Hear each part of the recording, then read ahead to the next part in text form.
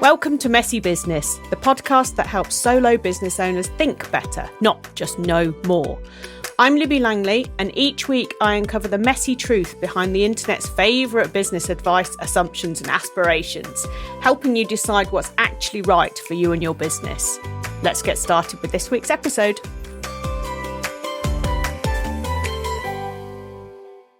I want to talk to you today about success. Oh, because success is just such a subjective thing, I think. And yet, there are the conformist norms that we need to adhere to the whole time, right? So what we've been sold is the idea that success is measurable, that success is, we all know what success is. We all know when we've reached the pinnacle of success. You know, there's lots of things that it's measured by, such as income, followers, the awards that you get, growth, number of staff, things like square footage of your office, 6 figures, 7 figures, the car you drive, the Rolex, living in Dubai, whatever, right? Those are all universally agreed, internet accepted measures of success, right? Success is something that you can point at and say, there it is. Woo, there it is. And I think the underlying claim of all of this is that if you are successful, everybody else should be able to see it. Why?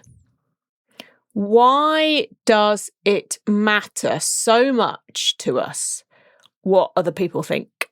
Why does it matter to the internet what other people think? It's so weird, because who cares? Why should you? None of us know who these people are. It's really strange. So where did this kind of success, we've got to be able to see it, success is visibly measurable thing come from? Well, businesses have never been designed around happiness, ever. But for most of history, businesses existed to produce more goods, or to create more wealth, or to employ more people. So economic success was measurable, right? There's GDP, there's profit, there's market share, there's output. And I think that this thinking has been naturally kind of cascaded down and certainly taught in things.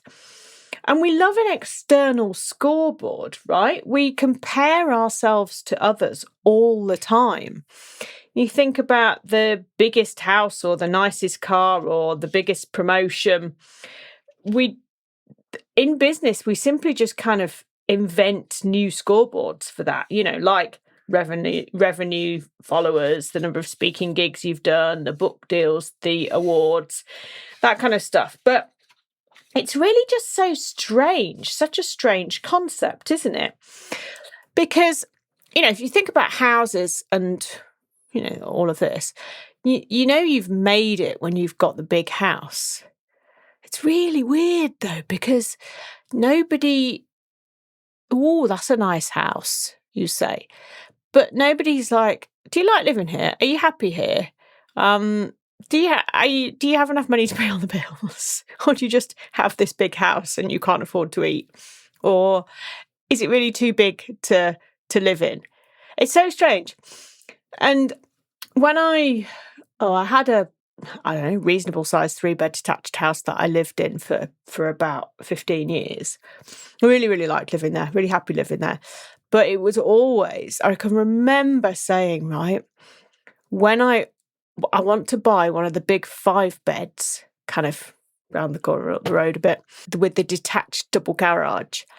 Then I know I've made it. And it's like, why? It's so stupid. Because why? Because it would have been really expensive. We used to live somewhere that was very expensive to buy. But what, to what end? There were only ever 2 of us. There were only ever going to be 2 of us, an assortment of cats. But it's like, why would we need all that space? And made it, I would have known I'd made it to what exactly? It is really funny how houses and cars are this kind of status symbol. You know, success, I think, often is measured by status symbols. And I mean, I never did buy the 5-bed detached house with the detached double garage, but I actually ended up selling that house because I'd got divorced and I bought a little 2-bed terrace. I went completely the other way. But then each time we moved, we bought the bigger house and the bigger house and the bigger house.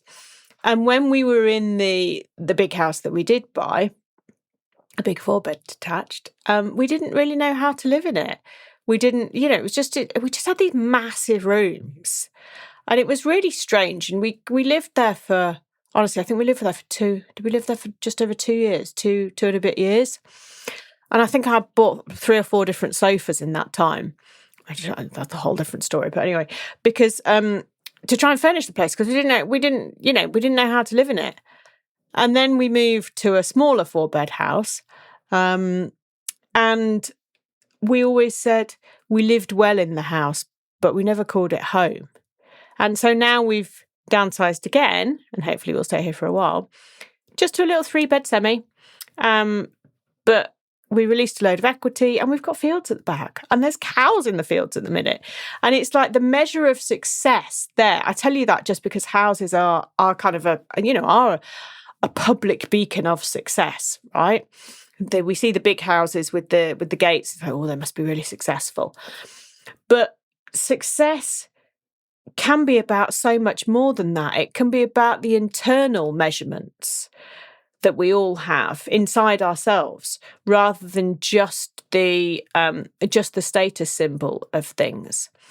And it's quite an interesting learning curve and quite an interesting journey that we can go on to discover what success actually means for us, because we do follow the narrative that we, of the scoreboard, right? The increase in revenue, the increase in followers, the increase in speaking gigs, maybe a book deal or publishing a book and getting awards. And certainly social media has perpetuated a lot of that, because it's very easy to share something about being a success without it actually kind of meaning anything. And I think really that started with Instagram. I'm trying to remember. I mean, I've been involved with social media and the digital world for 20 years now. Well, yikes, but 20 years now. And I don't remember chasing the likes, it being as much of a thing until Instagram came around and you had to have 10,000 followers in order to be able to get a link on your stories.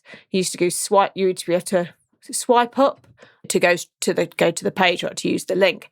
And I think that's when that really kind of exploded. And that was like became the measure, became the kind of pinnacle of success. I mean, people have always chased likes and the kind of vanity metrics, but I think that's when it got really, really bad. And thankfully that doesn't exist anymore, and it's not so much of a big deal because everybody knows that it's harder than it was and all that. But what the internet did was it made success public. And I think that sharing your life on Instagram, having to show the shiny all the time, and Instagram life versus real life and all that, that really is problematic in the way that we measure and define our own success. Because it just doesn't matter what a stranger in Tennessee thinks about you in Sheffield at all. It just doesn't, there's no reason that it matters, right? You're never going to meet this person. You're never going to know this person's real name, probably. It just doesn't matter, right?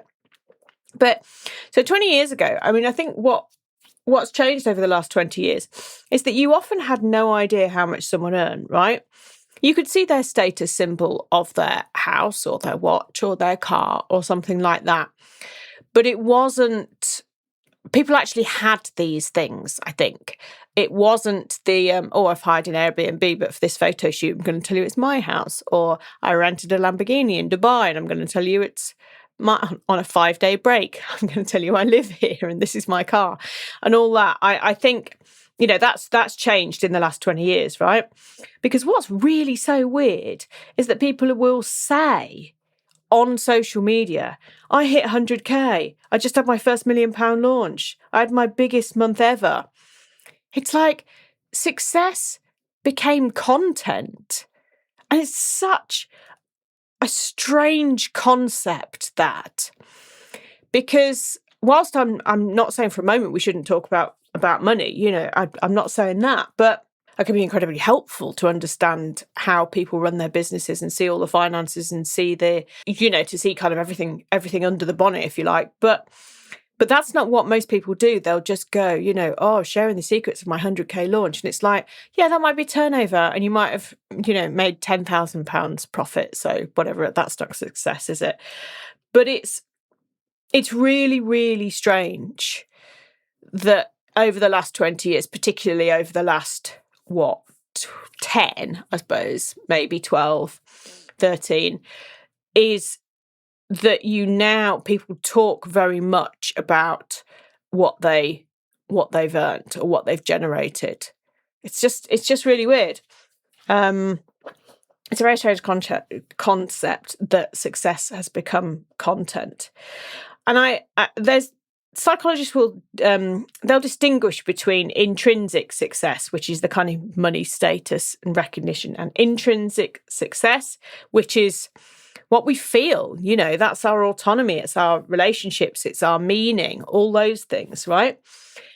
And research consistently shows that the intrinsic measure of success, it far better predicts well-being, good well-being, right, than extrinsic ones. And I think it's because intrinsic stuff, it's inside, it's us, it's about us, it's our mental health, it's our longevity, it's our life.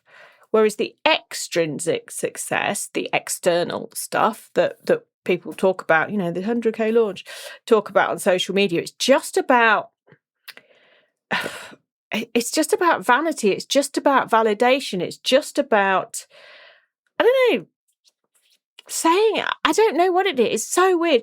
It's such a weird concept, right? And we've all done it. Absolutely saying I haven't, of course I've done stuff, talked about successful launches I've had, or amazing clients, or stages I've spoken on, and all that. We do share the good stuff, and I'm certainly not saying that shouldn't be done.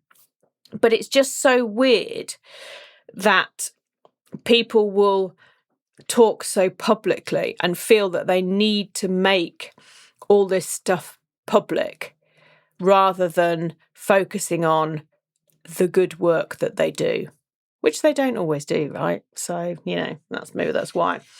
And certainly without focusing on the intrinsic success, how they actually feel, what makes them happy, what lights their life up with joy, why having a 100K launch has improved their life at all.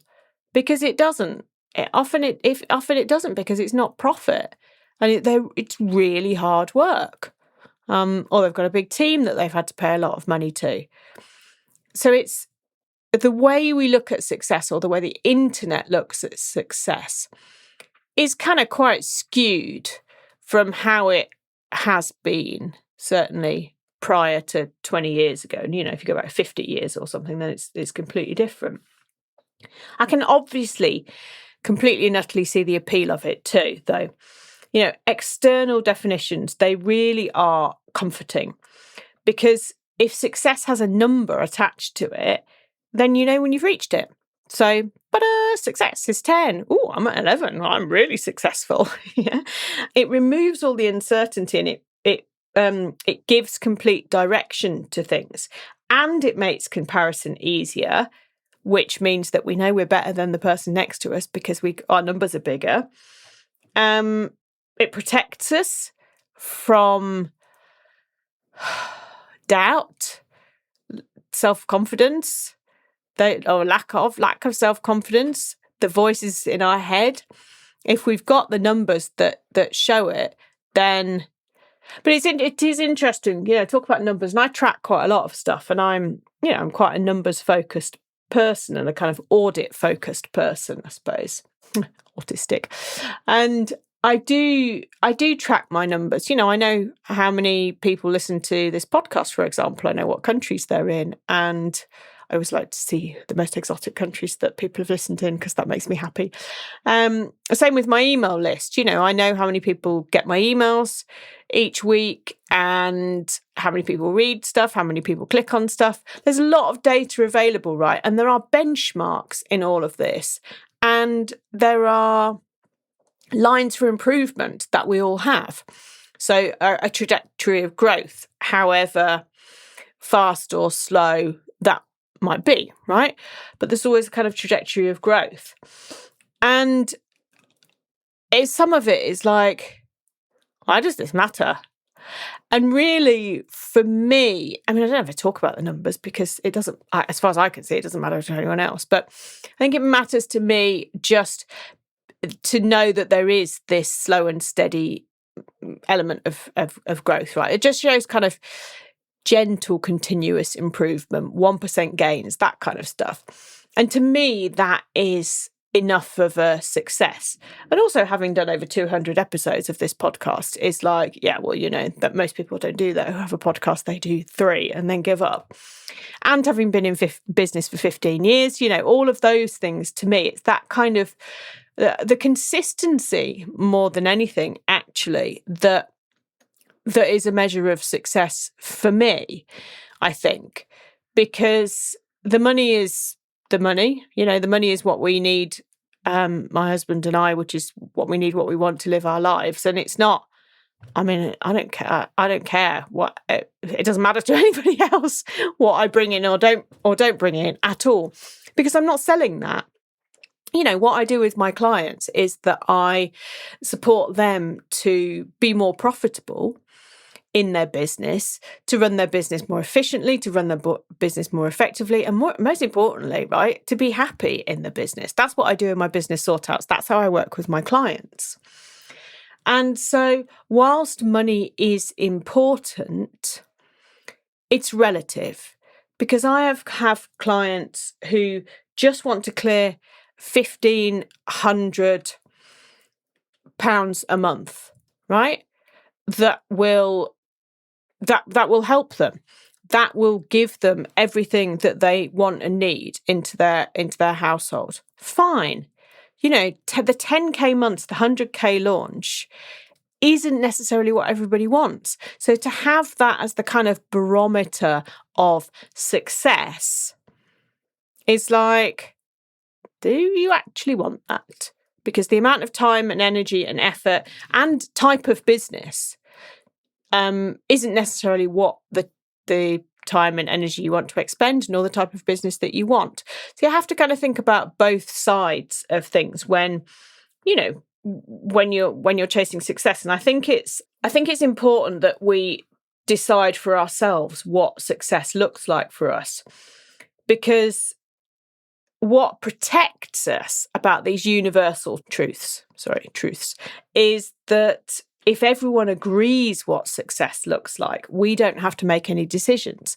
And there's a real comfort in that, of just being the thing that, just being the thing that makes the difference, right? And so if everybody says, this is what we do, then we go, yeah, this is what we do. And that's the thing that we drive for. But unless we stop and think about it, we're just going to be chasing an impossible dream that we don't necessarily want. And I've done that. I've talked about my journey a lot. When I first started my business, I was, build a team, grow £1 million business. Okay, that's what we do then. Okay, I'll do that. And that's not what I wanted, even in the slightest. I never got to £1 million, but I certainly got the team, and I certainly got to multi-6 figures. And it's like, yeah, it's not what I want. Doesn't make me happy. Don't want to do this. And so when you follow somebody else's blueprint for success, that's when you kind of get into trouble. And that's when burnout comes. And that's when apathy comes. And that's when hatred of your business comes, and all those things. So one of the most important things in business is to sit down or go for a walk. You don't have to actually sit, but to sit down and think about, what do I actually want? What does success feel like for me? And coming back to the house thing, it's quite interesting because this house, it's significantly smaller than the last couple of houses that we've lived in. But there's only two of us. Most of the time there's only me here because my husband's out of work all day. So I've got my office, which is great. It's fine. We've got a nice kitchen. I love cooking. We both love cooking. I particularly love cooking. We've got our lounge. It's got enough room, but it's the garden, right? I absolutely love gardening. I spend as much time as possible as I can out in the garden. We've got the fields at the back, and now the cows are back, and it's joyous. And we sometimes sit at the patio at the very bottom of the garden. And whilst we bought a renovation project, so there is so much to do. And yes, if we thought of ourselves in a house, it wouldn't be this house, if that makes sense, because we imagine ourselves probably in a much bigger house, probably somewhere different. It's kind of weird, right? You sort of play with this stuff yourself in your own minds. But the thing that we wanted was to be able to sit in the countryside, just with peace and quiet. And it's like, well, this means that we've made it. Surely this is it. This is what we absolutely wanted. And it's sometimes quite difficult to reposition your thinking in terms of what success means, because you've spent your whole life chasing something else. You've spent your whole life coveting a pair of Louboutins. I mean, I bought myself, I spent £450 on this pair of shoes. It's just like, I think I wore them about 3 times because they were just so high. But it was like, yeah, but I've made it. I've got the shoes. And then I sold them a few years later on eBay. So, it's like, is it actually what you want? And that's what I would really kind of invite you to think about, is like, what does success really, really look like for you? Because the problem isn't success itself at all. And it's not a dirty word. In the slightest. I think it's a glorious word, and we, celebrating success is something that I absolutely love. Whatever the success is, I will champion strangers on the internet, on Threads, who've achieved something, who've run their first 5K, and I'm just like, yeah, or clients who've turned around the business and now they're so much happier, or got their first client, or got their thousandth client. It's just, success is an absolutely wonderful thing, right?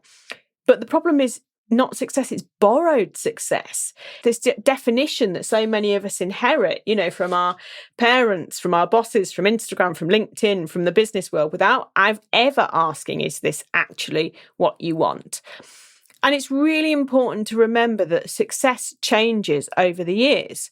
So 25-year-old you, or in my case, whatever I was, 28, 30, to buy the big 5-bed detached house with the big detached garage. I mean, I don't want that now. It just feels like a load of cleaning and loads of stuff. I don't really like stuff. 25-year-old you wanted something that 35-year-old you probably didn't, or had already achieved, and then therefore didn't.